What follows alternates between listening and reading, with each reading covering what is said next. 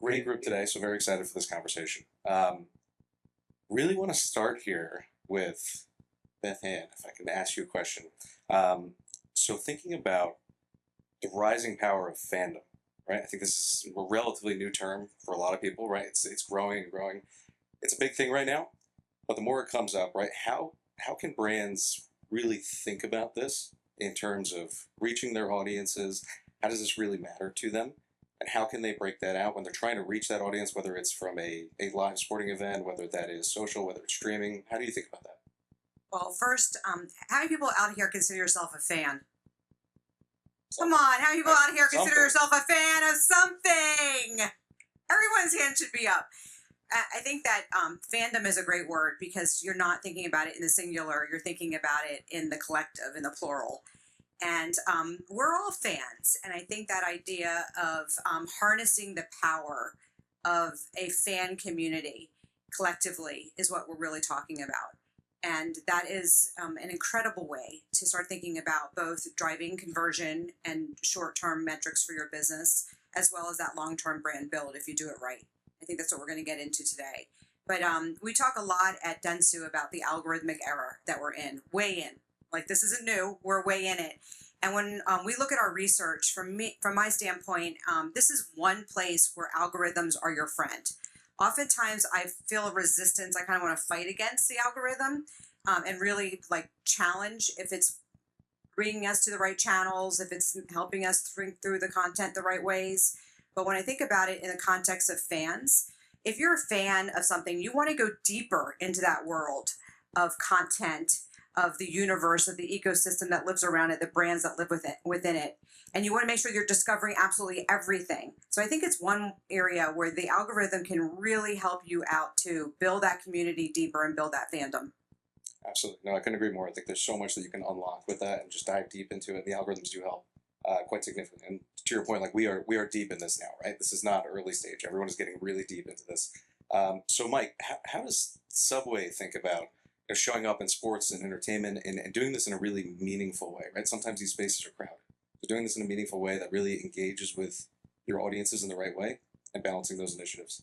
Yeah, so first off, can you guys hear me okay? Yeah, you guys keeping warm? Everyone good? So thanks for having me. We are super excited about the growth of just people getting into sports, getting into entertainment, understanding all of the excitement that's out there across all the different leagues. There's so much growth in this area. And for us, as one of the biggest brands in the world, we're always trying to get the right associations. We have a few brand challenges. One, we sell 5 million sandwiches a day, right? So just think about that. How many people walk into our restaurants? How many people have their preferences? Some people go to other restaurants. That's totally okay. We know they'll come back to ours at some point. But we have to change hearts and minds. We have to introduce new items. We have to get brand awareness. We have to get product familiarity. We have to change perception. We have to build love for our products and our brands. We know people want to build their own sandwiches. We know that there's going to be a unique flavor and unique customer. And it's not a needle in a haystack. We have so many customers that are walking through our doors. It's a reach game that we're playing. We have to get into as many people's minds as possible. We still buy 18 to 54, 25, 54, but we're starting to get a lot more precise. And we believe sports and entertainment is the place to do that. You can reach a tentpole. You can get, huge amounts of rating points, but you can also experiment, test, have different copies. We love couponing. I don't know how many folks have used the Subway coupon in the past. All right, find me after. I'll give you guys a $6.99. I'll give you a BOGO, give you a treat. Maybe there's a free sub somewhere in there. But there are going to be a line next to the stage. Come find me. I've got 1 million different promo codes. But we're trying to get very precise with our customers. We know we have a lot of lapsed users. We have 60 million people in our customer database. We always have more signups. We launched a new loyalty program called Sub Club. If you buy 3, you get the 4th sub free, the deepest promo in the marketplace. Little plug there for Sub Club. But we're trying to get people to be as dedicated to the business as possible. Meaning we want them to come back. We're trying to increase the expandability of consumption. We're trying to increase not just conversion, but how often they come back. And in order to do that, you need a wide scale of testing. We're trying to run as many audience tests, creative tests, platform tactical tests as you can So you need massive budgets. You need a lot of precision and agility to do that. So Right. sure, we'll get into it a bit more. Absolutely. Yeah. So Beth Ann, building on this point, right? Thinking about sports marketing, right, from this perspective, right? I think it's traditionally and often thought of as logo placement and these kind of big broadcast moments. So thinking outside of those, there's a lot of new things that are, immersive, new units, new different ways to do things. Really get creative and think outside the box, and use really data-driven insights and get really creative when it comes to performance outcomes rather than just placement. So how are you thinking about this today from a dentsu perspective and working with brands like Subway to put that into reality? Well, I think it first starts with the client agency relationship before it starts with the deal that you're making with the channel partners and, the medias. I think that's really important, that oftentimes you can think of a media agency representing kind of the channel first. I think it's really client first, client centric, thinking about the goals and the outcomes that you need to achieve. So that's where we start, and we really think about how is this more than just borrowed equity? How do we start to think about this in a way that your brand makes sense in these moments? And then it starts to lead you to the channels and a cross-channel plan and strategy that makes more sense. And then we're finding that, first of all, from a linear TV standpoint, this is still the most effective way to use linear TV. I mean, this is the one area that you actually see linear TV still growing. But even that offers opportunities, especially when you think about it cross-channel or multi-channel. And then thinking about what complements it. I mean, it's just incredible to think about streaming. I mean, everybody here who's an NFL fan, how much has your NFL viewing changed this year? It's truly incredible when you think about it, because I don't think we first saw streaming as the place that you would go to for so much live sports and entertainment, and now we are. And so I think it's not just about ad units anymore. It is, to your point, about how do we think about these ecosystems, these channels, and you orchestrate more of a thoughtful engagement, ultimately for the fan, ultimately for the viewer. And that should be something that's pre, during, and post event. And so breaking it down in that way and really starting to think about everything that you would if you were developing a more activated, immersive experience. That's where the excitement, the creativity. And I think that one other thing I'm going to say here from an agency standpoint is another reason why as agencies we have to be integrated. This is no longer just about a media buy. This is about data and analytics and CXM, thinking about the consumer journey. This is about creativity and innovators, thinking about what is the engagement strategy and how can we do something that's never been done before and is either going to blow your minds in the moment or be a repeatable, lasting way of coming back to the consumer. Love that. Mike, even going, so another layer deeper into this, right? Beyond just the activation, the ways that we're thinking about it from a data approach, right? Thinking about the partnerships themselves, right? Not just from a technology or distribution perspective, but thinking about the leagues, the athletes that you want to think about partnering with when it comes to sports marketing. How does the brand think about this, like overall, right? I think a lot of people think about this and they're trying to figure out what is the best way to leverage that. How does Subway break that down? So one of the things that we're trying to get really close to is authenticity of our brand. In the past, we've had athletes, other types of celebrities that just weren't authentic. They were holding a sandwich, maybe throwing a sandwich, which we don't recommend to anyone, but they weren't actually eating the sandwich. So one of the things we're trying to do now with college football, we doubled down with our partners at Dentsu on college football a couple of years ago. One of the things that we saw is it's a national presence, but it's very regionalized. You can execute on very large scales, but you still have the communities that are dedicated to their teams, dedicated to their markets, and there's a very special feel to it. There's always going to be a change in who the star athletes are. College is always changing the names, and the sort of the leagues are always evolving. But one of the things that we're trying to do is to go from the TV screen and the field back to the store. We have to drive the awareness, we have to drive the familiarity, but ultimately we need them to buy the sandwich itself or order the sandwich.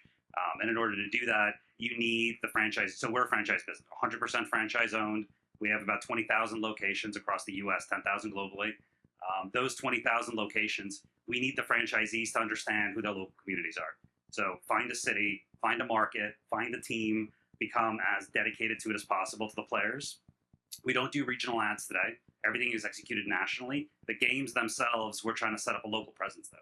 So we have to create that fandom, but not necessarily do it at a national level of college football. Find those communities, find those passion points, and you have to get away from solely thinking about it as one screen, one TV. You have to extend into social. You have to extend into programmatic. You have to find ways to target the customers at a local level.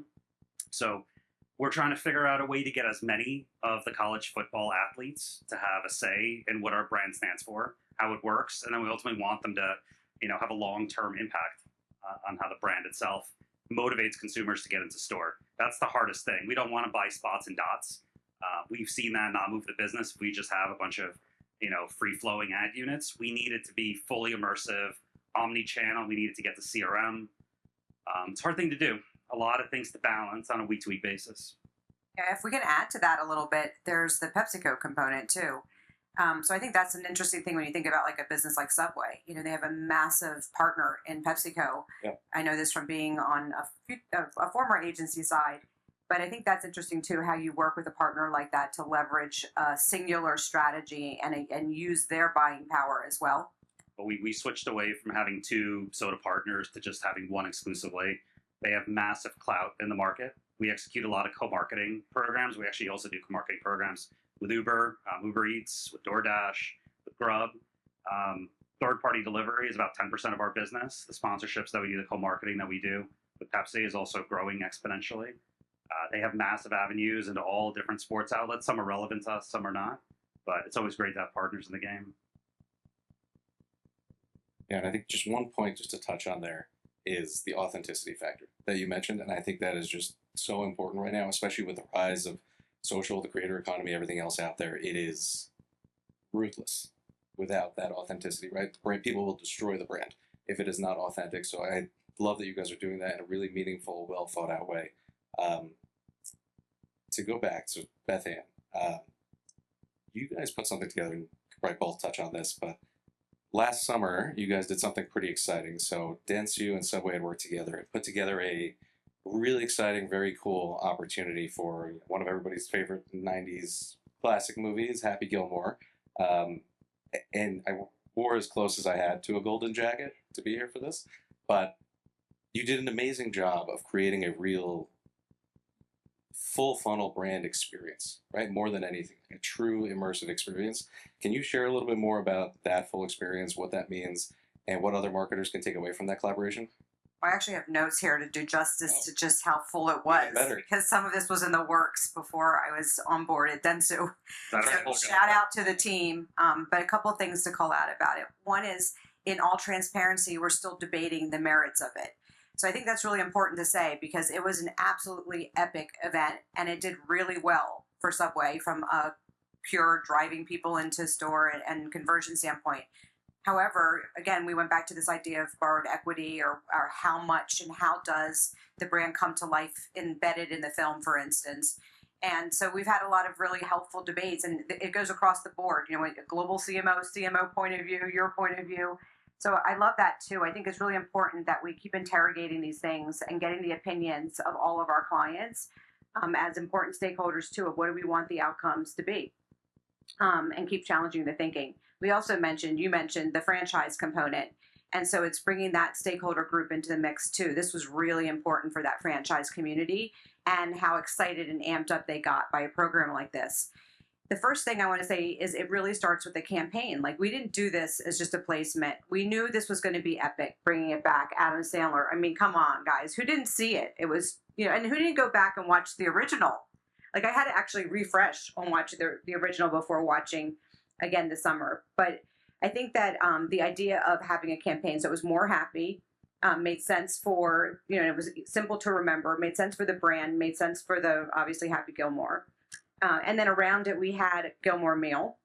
So that was, participation driver. It was for just $1, any Subway meal became a Happy Gilmore meal with exclusive packaging and merchandising and things like that. So all of that worked out really well. We had an organic film integration, obviously. And that was a nostalgia moment, too, of bringing back that even memory sense that we were in the original. And so bringing that moment back. This is the one I really needed these notes for. Shooter McGavin content. Social currency, guys, with, of course, Shooter McGavin. And it was incredible, even in the, 30-second spots, to see the kind of traction that drove and fandom. And then we had a Subway happyplace.com, of course, with extended engagement. Like I said before, really thinking about the pre, during, and post. It lasted for quite some time as well, too, since it was sort of like a summer long rollout. And then we had pop-ups and a number of experiential moments as well. I just want to add to that, like in inspiration, one of the things that I'm looking at right now is if you look at the Marty Supreme, I think this is such a great new playbook. And if you think about Hollywood as the ultimate entertainment franchise, the playbook is being rewritten right now when you look at what they did with Marty Supreme. And I think that really helps us think about it from a brand context and perspective too, of like everything from stunts even. Like we used to kind of walk away a little bit from being stunty, but you can see how these stunts of the orange and, you know, the ping pong ball heads, you know, and the different things that they're doing, the blimps, are causing a different level of stopping power, virality, and hit the box office. So I think it's, you know, we have to kind of rethink the basics, but also go back to some of them. Absolutely. Mike, anything to add to that from a Subway perspective? Yeah, so I don't know how many football games you guys watch, how many basketball games. There's always going to be a food-driven value message in any of those games, and it's getting pretty crazy. There's always, pizza, buy one pizza, get one pizza free, $4.99, $5.99, $6.99. We're in a bit of a value war in the category right now, and it's just a downward battle. There's no winners in all of it. So one of the things we're trying to do as a brand, obviously we have to find ways to meet the right price points for the right customers, and those could be coupons, like I said earlier. Some of it could be a national message, but on top of that, you need a value message, and the value, the quality message. That has to come through partnerships. Sometimes the partnerships are movies, sometimes they're sports events, but you need something that's going to take your brand that's perceived as a commoditized product, something that people eat every day, something that becomes special. Happy Gilmore helped us to do that, helps us to stand out across this battle of sinking profitability in the category to something that's meaningful for that dedicated audience. There's going to be kids meals that we're going to be launching later in the year. There's going to be other types of family dedicated movie partnerships that we're thinking about. You know, the game never ends. You have to win the hearts and minds, as I mentioned earlier. And with the limited, we have good marketing dollars, but it always runs out at some point. You have to find the smartest partnerships that are driving that perception change, that driving that love for the brand, the ability to go in and try new products. Movies are one avenue. Award shows could be another. Sports are obviously always there to win hearts and minds. But we're exploring new partnerships, and we're trying to find that way to break through in this value competitive landscape that unfortunately we're all in right now. Yeah, if I could just add to that quickly, I have to do this plug as dentsu. Gotta do it. But we do a lot of research around what we call JIP, Japan IP. So of course manga and anime, and I think that's the other thing too, is like, especially as marketers, we have to keep pushing and questioning sometimes our own preferences or our own habits to get outside of what we are doing in our own scrolling and streaming behaviors, to really see what the next generation is interested in and how they're consuming and what they're finding interesting. Of course, we know what happened at the end of the year with K-pop, and it just keeps surprising us. So I think that's interesting too, is just to get inspired by new forms and redefine entertainment. Absolutely. And now that's K-pop Demon Hunter song is going to be stuck in my head because I've heard it 10,000 times with my kids. Yeah, Demon. That's terrible. It's going to be stuck now. It's trapped. But I think, final kind of send-off point, right? From all the learnings in 2025 that you've had on both the dentsu and Subway side, anything else that you're, I guess, really excited about, or anything you can tease out for next year that you have that's really exciting, or anything you're able to give us a little nugget of? I mean, one of the things that we're starting to play around with is what we call bite-sized moments. There's always going to be something that's happening in the market, and it could be a holiday that's coming up. It's an opportunity to get people, like Halloween. We missed the boat a little bit in the past. We've done if your kids come in with a costume, they get a discounted sandwich, or they can try a custom sandwich. We did festive creations this year for Thanksgiving, where you get the stuffing, turkey, cranberry sauce inside a sandwich. It's great. It's still in the market if you guys want to try it. But we're thinking of those specialty items, the surprise and delight ingredients. Sometimes those happen at a regional level through some of the sporting partnerships that we have. Sometimes it's more of a holiday treat. But we're finding ways to get people to remember us as a brand. It's so hard to get lost in this category. Even though we have 90% aided awareness, people forget, right? Consideration might be 40%. We've got to get people to always think about you. If they're going out for lunch, if they're walking around the block, New York alone, we have over 1,000 locations, kind of crazy. But we want people to go in when they walk by our stores to think about what happens if I try that new sandwich. What happens if I get that, special value price that I'm looking for? And you need those kind of surprise and delight elements to be mixed into the marketing. We have about 30 of those coming up in this calendar year. Always looking to add more. If anyone has any inspiration, definitely let me know. We always want to hear from our customers. Want to move away from coupon codes, as many as I have. But we need some smart innovation in the brand, sports, entertainment, programming. Again, around holidays, those are always the best ideas. So you already promised everyone here that you're giving them coupon codes, so Infinite kind of backfired on that one. My answer is going to be more around the how. If that was a bit the what, mine's going to be a little bit more focused on the how. And for us, obviously, we're all doing a lot to innovate our audience planning and how we get data and insight, or insight out of data. We managed to get through this whole panel and not mention AI once, so I will leave us on an AI mention. 1 minute left. Exactly. So in the last 55 seconds, a plug for AI and what it's doing to our kind of insight that we're able to gain from the data, especially around understanding fandom. It gives us the ability to work on those micro moments, because you're not having to plan out the way you used to. You can react really quickly to seeing something, kind of building signals that are coming, that are showing that something's building in a trend, building an interest, building in the audiences that we're looking for, understanding, what's been driving the loyalty and how do we get more of that. So I think it's doubling down too on those tools that are really enabling the real-time action, so that the lead time we can just narrow in. That's when you get the those moments of brilliance, especially in those micro opportunities. Absolutely. Well, I am getting a countdown right now, so I think we're at our time. But thank you so much, Beth Ann and Mike. This has been great. See Mike for coupon codes right on the side. Thank you both. Thank you. Thank you, guys. Thank you for joining us.